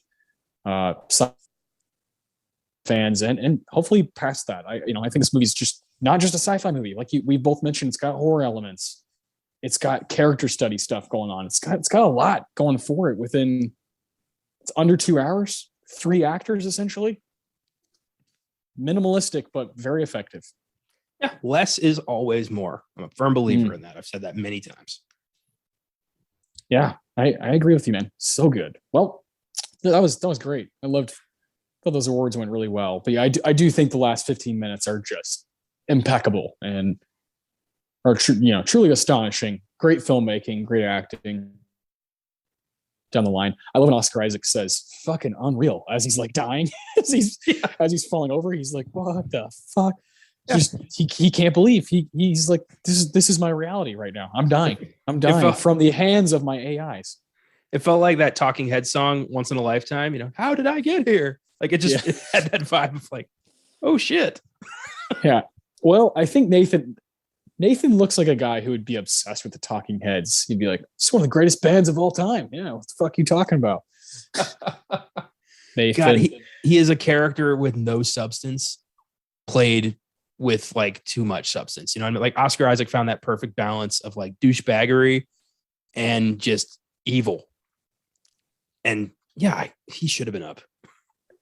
Yeah, he really should have. Well, let's fucking talk about some of the two nominations. So we'll have 2 categories, but we'll definitely kind of throw our 2 cents in on what else it should have been up for. Screenplay is more interesting, so let's do visual effects first. Okay. This is a good group though. Mad Max, The Martian, The Revenant, Star Wars: The Force Awakens, and the winner Ex Machina. This is a pretty good group of movies. I saw all of these in theaters. I liked all of them. I think Force Awakens is a pretty good Star Wars movie. The Revenant is its own experience, incredible movie. The Martian's fun. It's not like amazing or anything, but I think it's fun. I think Matt Damon's putting in a good performance. Mad Max, we've talked about that, and I think that they got the right winner amongst these 5. I think it's really cool that Ex Machina took like the only technical award away from Mad Max. Like that's pretty cool. Because I like the visual effects in this. They're not showy. They're not, a huge part of the movie. It's just the subtlety of Ava. Yeah. And I think that's really cool. And that bit when Kyoko's ripping her own face off. Yeah, that was fascinating. Yeah. But I like that. I think I like showing, CGI doesn't always need to be, creating an army of superheroes or, a bear ripping Leo DiCaprio apart. Sometimes it could just be, making something look like a robot and make it look really, really good. Exactly. Make it look like we're looking at a person and that we don't really even question that. That like you said, as an audience member, we're kind of in the same boat as Caleb. We're just as confused over what all this is. So yeah, it's a good group though. I like it. I like those technical awards when we get those and we can kind of look at a different type of category. Because here's screenplay, completely different kind of movies. We have Bridge of Spies, Ex Machina, Inside Out, Straight Outta Compton, and the winner Spotlight. Completely different animals than those visual effects movies. I also I think I saw all these movies in theaters as well. Fucking love Inside Out. Spotlight, man, it's just a That is just a fucking good movie. Not easy to watch, not fun, but man, it's a good movie with a great cast, good solid screenplay. But I don't know. I think I'd go Ex Machina here. I think I don't know. I don't know. This is from someone's mind. Spotlight is it's a true story. It's something that you could take a lot of research from and kind of figure out a screenplay. I'm not saying it's easy, but Alex Garland, this is like totally his own creation. And I don't know. Sometimes I feel like I want to side with those kind of movies, screenplay group. See, considering that it is, Spotlight is built on, the actual articles from the Boston Globe Spotlight team and like all of that, I think that pushes this into adapted. Interesting. Okay. Yeah, I can see that argument. Yeah. But with that in mind, this is a very tough decision to make because these are some amazing screenplays. Yes.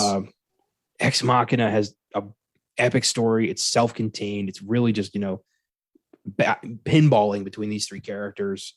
Inside Out is this grand mental spectacle about helping kids understand their emotions. And Straight Outta Compton is, biopic of the greatest rap group that ever lived. So where do we go from here? It's like, and then Bridge of Spies, that's good too. It is. It like Bridge is probably like last place, and it's good.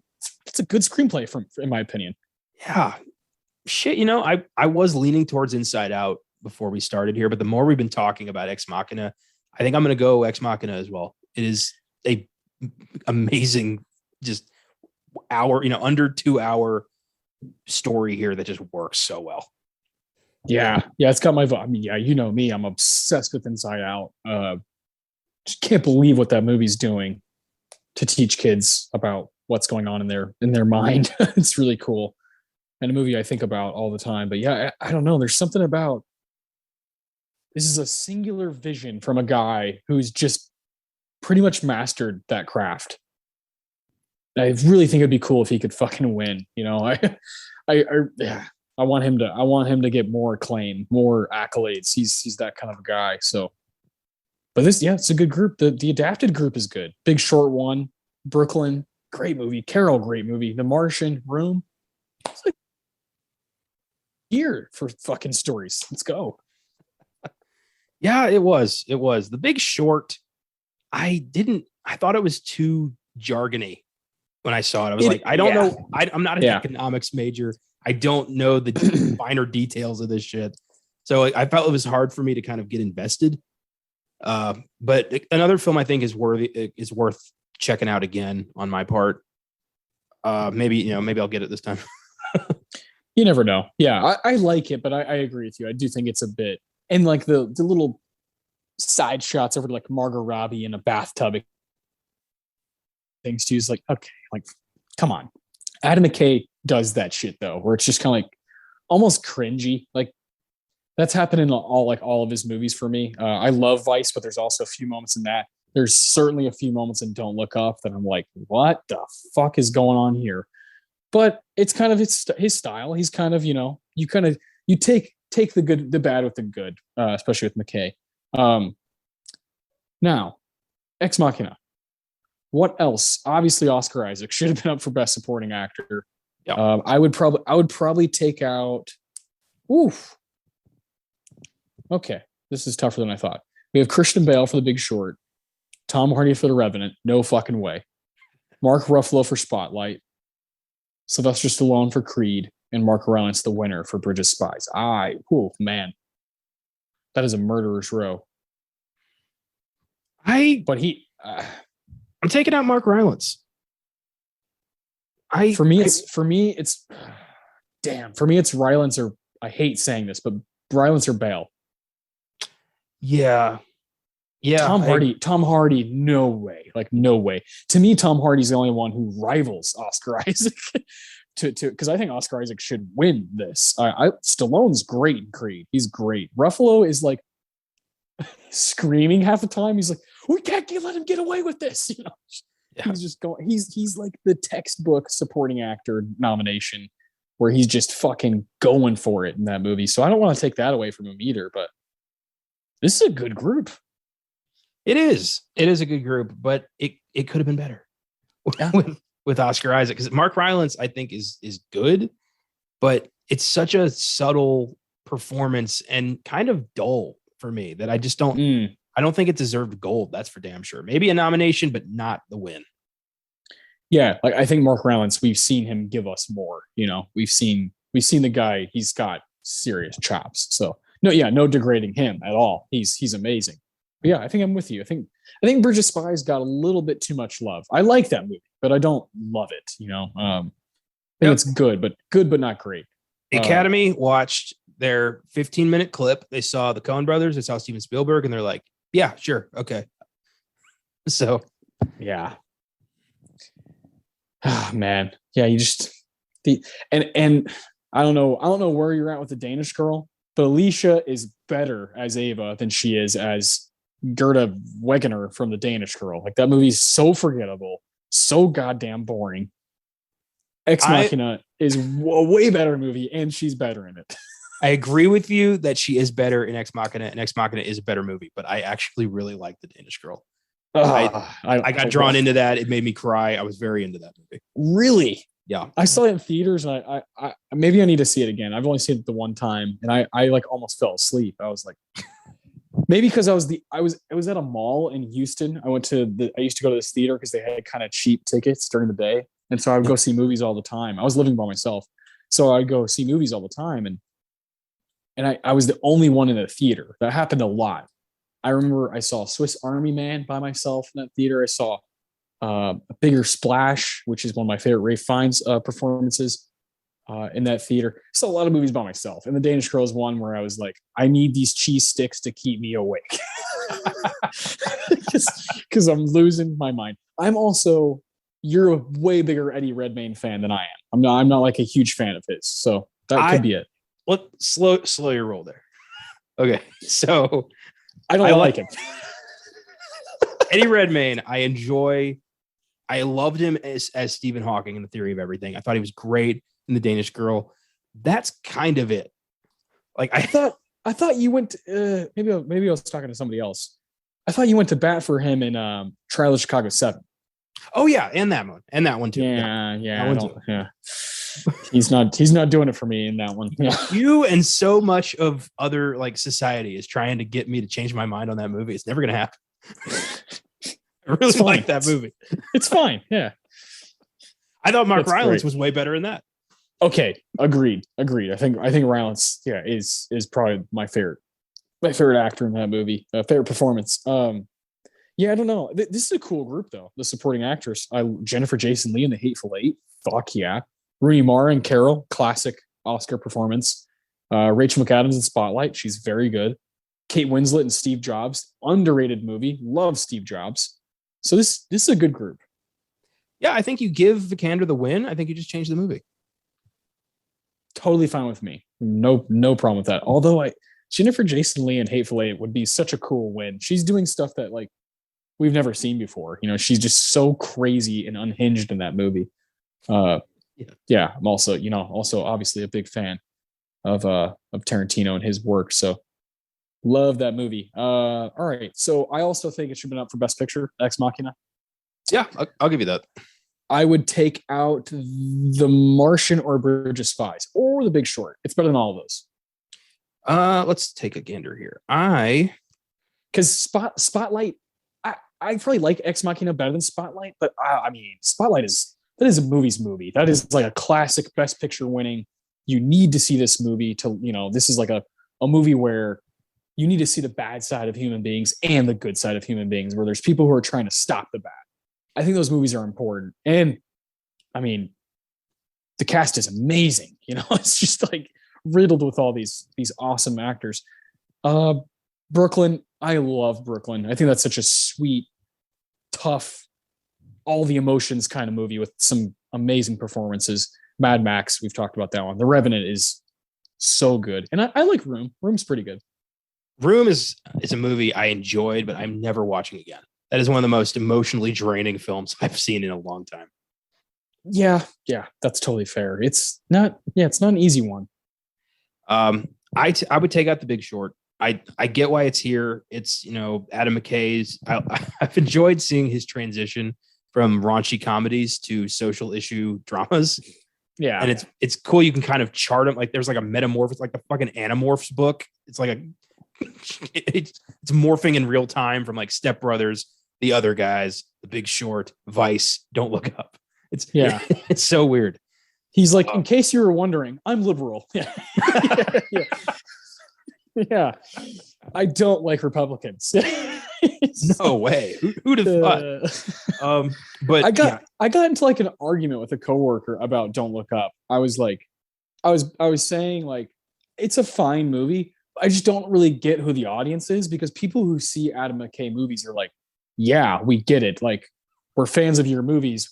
Fuck that way of thinking. Fuck the like, I don't need to wear a mask. My body, my choice, those kind of people. Like, but those people aren't seeing Don't Look Up. The people that actually need to see it and be like, oh, that's kind of like how I am. They're not watching it. And she was like, that's not what it's about. It's not about conservative people and Republicans. I was like, fuck yeah, it is. I was like, Adam McKay. I was like, have you seen Vice? He's literally saying this is one of the worst pieces of shit in political history. And he happened to be a big time Republican. Dick Cheney. How can anybody watch Don't Look Up and not think it's entirely about our fucked up political system? Like, how do you not come to that conclusion? Yeah. She was like, it's just supposed to be fun. And I was like, you need to read more, lady. Yeah. I was like, you're wrong. You're not right. I'm going to end this conversation now because it's not going to go anywhere. God, I wish I had the balls to say that to somebody. Like, this is clearly an empty conversation here, so I'm just going to go. Well, she's a huge movie fan, so we always talk about movies. And in that particular conversation, I was like, it ain't happening. I'll see you later. We'll talk about a different movie. It's great. And wow. She does the same thing to me. After she saw the Batman, she knew I was crazy about it. She's like, the movie fucking sucked. And I was like, go away. And so she was like, see ya, that was that.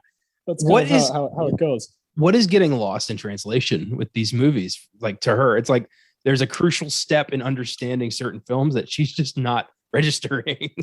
I don't know. Love her, but she's a fool sometimes. So, it's great. I love people like that though, that are committed to their take. Because I feel like I'm that way. So I like people who can just, even if it's like total disagreement, I like people that can go at it for a few minutes and then that's that, leave it alone. Those are some of my favorite people. I also like when someone understands what I'm talking about, like you. So yeah. Back to The Big Short. I agree with you. I don't think it's a best picture movie. Well, let's go ahead and do this. Let's cut it down to 5. Oh. So Spotlight stays. The Revenant stays. Mad Max stays. Those 3 for sure, right? Okay. Yeah, I agree. After that, is Ex Machina like next in line? Yep, we give a spot to Ex Machina for sure. And then it gets tough. Yeah. What gets the final spot? Are we missing anything from 2015? I don't think so. Well, then I don't know. Let's find out. Because I'm leaning towards Inside Out right now. Me too. I just wanted to make sure. Yeah, Inside Out certainly deserves a Best Picture nomination. If Toy Story 3 and Up are going to get it, I think Inside Out's in the same category. I'm scrolling towards my Letterboxd list of 2015 films. It's apparently been a while because it's towards there. We go. Okay.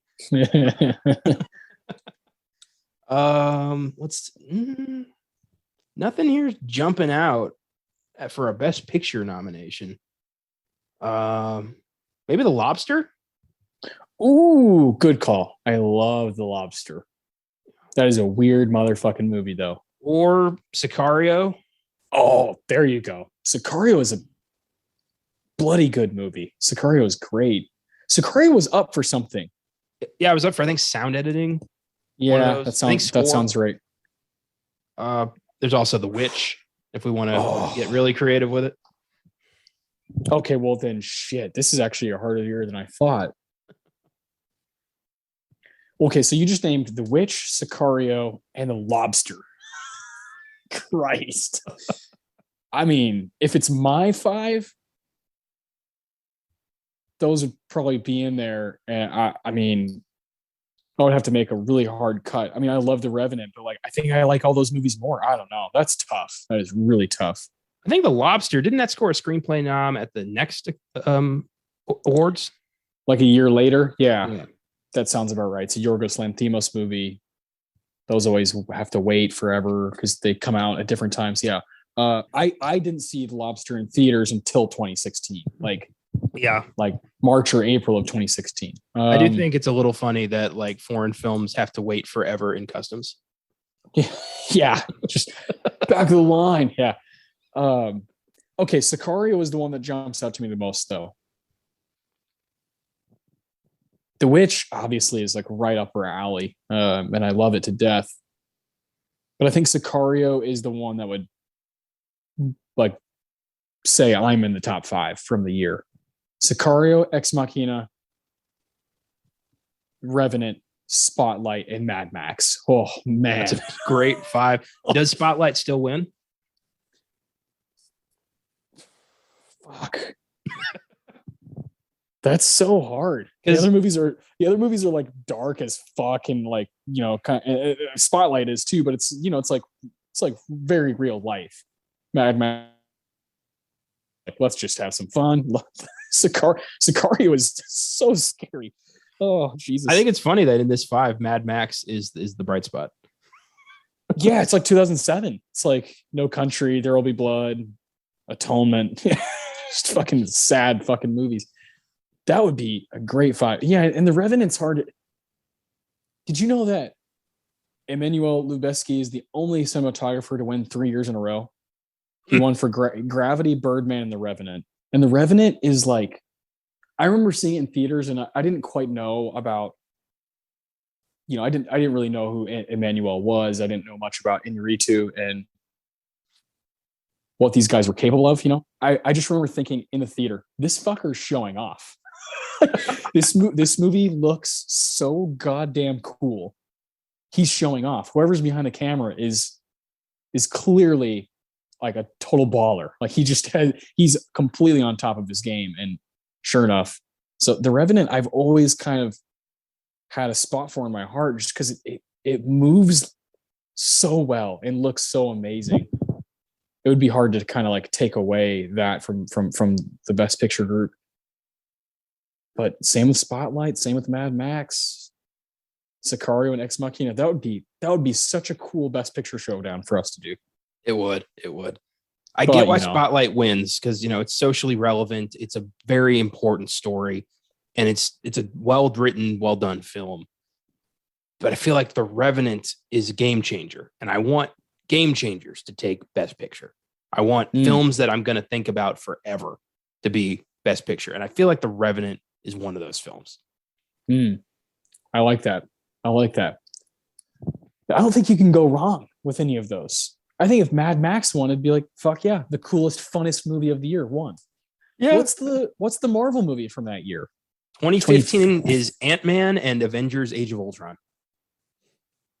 Okay, so not like the best Marvel year. It's, you know, like 2014 is Winter Soldier and maybe Guardians. It was just Winter Soldier. And the first Guardians. Like that's a great Marvel year.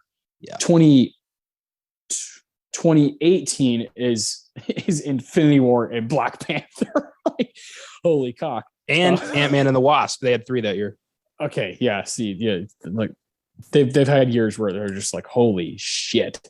So yeah, I don't know if those break in. Yeah, man, it's fun just kind of looking at the year and kind of deciding. But I do think the point is with the episode we've done today, Ex Machina deserves a spot, at least in those 9, you know. If you're going to have 9 films, I think this is one of the ones that should be up. What about director? You think Alex Garland should have got? Yeah, absolutely, 100%. Who we taking out on that front? Probably Adam McKay, or I hate that this is becoming an Adam McKay bash sesh. I do love the guy. He seems like such a cool hang. He does a basketball podcast. Like, that's fucking awesome. He's, the mind behind Winning Time, a basketball TV show, the mind behind Succession. I mean, yeah, and like you said, you mentioned earlier, he like Step Brothers. Like, I mean, that's his masterpiece. Like, if we're really talking about his best movie. But George Miller, no way am I taking him out.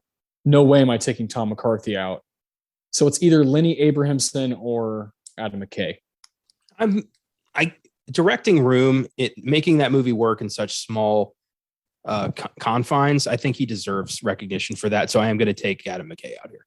Okay, I agree with you. I'm with you on that. Now, Denis Villeneuve for Sicario. I know.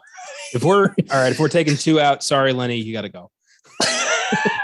Yeah, because Alejandro wins this, right? For the Revenant. Yeah, absolutely. No one's taking that from Alejandro.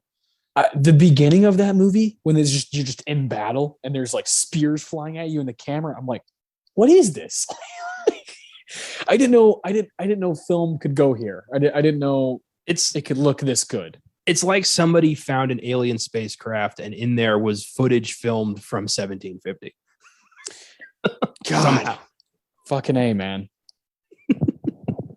Fucking A. Love it. Love it. Yeah, it really is. I think it's an underrated Oscar and underrated just movie year. I think 2014 shines so bright in my mind that sometimes I'll forget. Similar with 1998 and 1999. 1999 is this just like holy shit year. I think 98 also has a lot of amazing shit to offer. So this is always fun, man. I love finishing our show off with the ceremony because we can just kind of ramble. If you're not listening anymore, who gives a shit? We're having fun. So, yeah, I agree. I definitely prefer this new format so much more. Because we can just fucking ride it out. And if people gave up, I don't care. I'm getting my thoughts out there. It's helping me sleep at night. So it doesn't really matter to me. I was gonna the Revenant. We got to do that. Yes. We got to do that movie.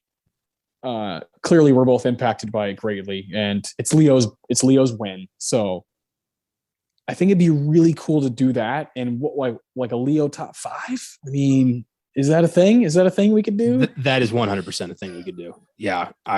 There's only like 7-8 of his films I haven't seen. And that would be a good excuse to just say, fuck it. I know what I'm doing this week. Just knock them all out. Just a Leo-a-thon. Yeah. Yeah. That would be fun as shit. Yeah. I think that one, I mean, obviously when we do Spotlight, that's going to be a great episode. A fucking showdown. I think after that, I think I would love to do Inside Out. I think that's probably next in line. The Revenant, Inside Out, and The Winner, Spotlight. Those 3 movies would be really cool to do on here. I agree. There is one film here that I would love to explore, if only to just talk about that side of Hollywood history. And it's because I've been in this mindset the entire past 6 months because of what I've been doing in college. I would love to do Trumbo. Oh, Cranston was nominated, right? Yeah, that's the nomination. I would love to talk about the Blacklist and just the nightmare of that Hollywood had to deal with at that time. Okay, well, yeah. I mean, any chance I get to talk about Bryan Cranston, I'm fucking down. Have you seen the trailer for that movie with him and Annette Bening? I have not. What is this? It looks kind of corny, but I definitely want to see it. Damn it, what is it called? It's about Cranston. They're married, which is fucking great. I love both of them. And he finds a loophole to the lottery, like the lottery system, and starts winning a shit ton of money. Apparently it's a true story. Jerry and Marge Go Large. Yeah, there you go. Jesus Christ. Yeah. I was watching the trailer. It's going straight to Paramount Plus, so that's not a great sign. And the music that was playing on the trailer was so bad. I was like, this probably isn't going to be a great movie, but I love both of them, so I'll probably watch it. Michael McKean is in it. It's Walter and Chuck. I'm sold. I'm in. All we need is Aaron Paul, I hate the title though. That's a terrible title. Yeah. When you watch the trailer, you're going to be like, oh boy. Oh, jeez. I can't remember. It's one of those like shitty, like poppy songs that's playing. It's like, wait, what? This, and you're watching Cranston's face and Annette Bening, and you're like, this just doesn't match them as performers. But anyway, I'll definitely see it just because they're in it. Yeah, this is great. This is a lot of fun. I think we've tackled the 80th Academy Awards properly. You know, this is our first time with it. I think we've like really gone after it, even though there's only 2 nominations for Ex Machina. We just talked about a lot of movies. So this is great. I'm still scrolling, looking like, oh, fucking best documentary went to Amy. That's a great movie, great documentary. Jesus, there's a lot of shit we could do. The animated feature category, I've only seen 2 of the movies. That never happens. I've seen Anomalisa, of course, Charlie Kaufman, and Inside Out, but I haven't seen Boy in the World, Shaun the Sheep movie, and When Marnie Was There. When Marnie Was There is a Studio G movie, so I would love to see that. I've only seen Inside Out. You know, animated films outside of Disney, I hate to say, is something I'm only now starting to look into. You know, it took Rango, really. Oh, fucking Rango, man. I mean, if I can do anything, it's show you Rango, you know. That's like one of my most proud moments as a friend. The reason we're recording this on Thursday night, or we did record this lovely episode, is because my bachelor party is happening this weekend, and of course Connor's invited. He's one of my groomsmen, and we're super excited to hang out with some of my buddies and just chill. We're gonna go see Men on Saturday.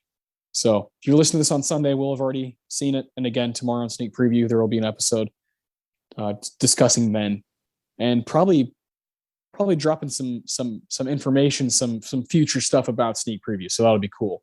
On Filmgazm, what are we doing on Wednesday? Alligator. Oh, that's right. A fucking movie that scares Caleb. Yeah, his Blue Monkey. I'm very excited to see what this is going to be. Yeah, that'll be good. That'll be kind of a therapeutic moment for you. You'll be like, you are human, my friend. Yeah. And then on Friday, Beyond the Bad, I believe it's Cocktail. Yep, in honor of Tom Cruise's new movie, we are going to in no way talk about that and do Cocktail. Beautiful, because that's great. I saw Cocktail was on there, and I was like, what better way than to talk about my favorite movie of all time, my favorite Tom Cruise performance of all time, Magnolia from 1999. Oh man, that's going to be something else. I just watched this movie in December, but I don't care. That was already 5 months ago, so I'm ready to watch it again. It's a 3-hour movie that for me just goes by like an episode of TV. I'm obsessed with it, so I can't wait to. I've always wanted to do this. This will be our 3rd Paul Thomas Anderson movie. We should probably slow down. We've done Boogie Nights and The Master, and now Magnolia. We've also talked about There Will Be Blood at great length on a Best Picture Showdown episode for No Country for Old Men. So yeah, we've talked about PTA very heavily. So we're not going to do anything involving Paul Thomas Anderson. We're not going to even do anything involving Tom Cruise. What we are going to do is a top 5 1999 movies, because that year is bonkers and has nearly 50 movies that I really like. And it really is, in modern times, in modern Hollywood, it's one of the most important years in movie history. Just some of the movies that came out that year completely changed the game and showed what we could do with the medium. So I can't wait. Top 5 1999, talk about Magnolia, talk about Tom Cruise's most absurd and amazing performance of his career, in my opinion. So I can't wait. It'll be therapeutic for me to do that. Just like it'll be therapeutic for you to listen to Caleb cry about Alligator. You're going to hear me cry about Magnolia. So it's gonna be good. It's gonna be a fun week, man. I'm really excited. I am honestly surprised it's taken us over 100 episodes to get to Magnolia. I would have assumed this would have been in the first 10. The first 10, I wanted to do like Pulp Fiction, Jackie Brown, The Master. I want to do like all PTA and Tarantino, my 2 favorite filmmakers. Mulholland Drive, Blue Velvet, just tackle the guys I love. But it's hard to restrain, but you have to. Otherwise, it's going to be the same thing over and over. But we are approaching our 2-year anniversary and of this show. And if I were choosing a random episode to be the 2-year, it probably would be something like Magnolia, something I just can talk about for days. But our 2-year falls on a Best Picture showdown, and so we had to choose something specific for that movie that's an all-time classic. So Magnolia is kind of like a personal choice for 2 years, and the week after that is like that's the real deal. That'll be the real 2-year anniversary episode. So yeah, I'm super stoked, man. It's going to be a lot of fun. We got some amazing movies coming up on this show.